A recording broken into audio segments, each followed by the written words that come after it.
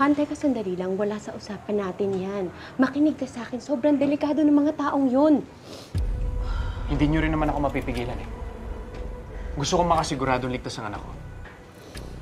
Pwes sasama ko sa'yo.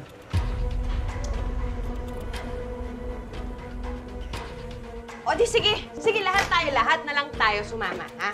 Pero hindi ako magpapaiwan dito. Christy, mas kailangan ka ng nanay mo dito at ng anak natin.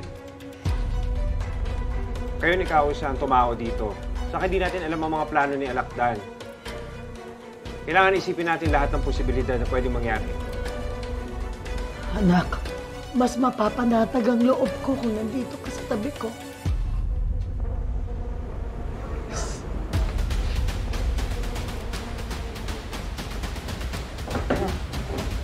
Christy, pinapangako ko sa'yo.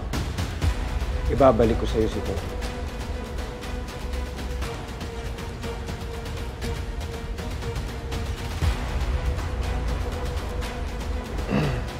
Sarah, ito ka na lang ha. Makinig ka lang sa akin. Jordan, sandali.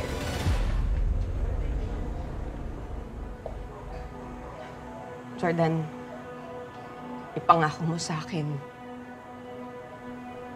na ililigtas mo si Tori. Pangako mo na mababalik mo sa akin yung anak natin.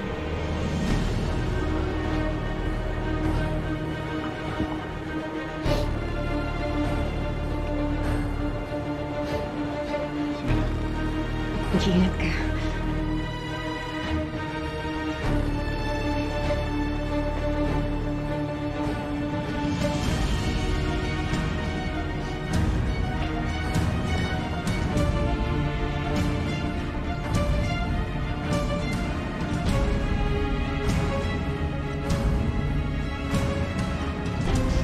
Kalma lang tayo. Sana.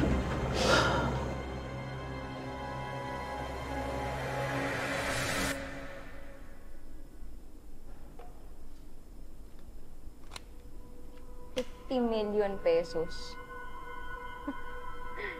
50 million pesos. Ano? Anong una natin gagawin? Iinom? Kakain? Dapat kumain tayo sa masarap. Diba? Hahanapin ko kung saan nila nilibing si Buhaya.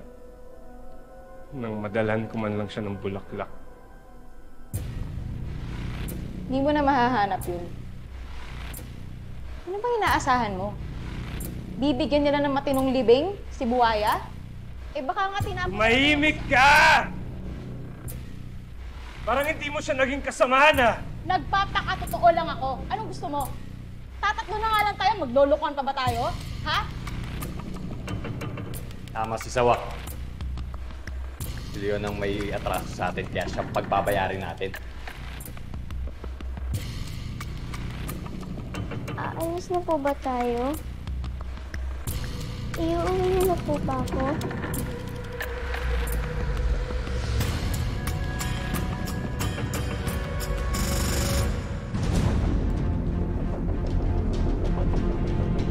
Handa ka na ba?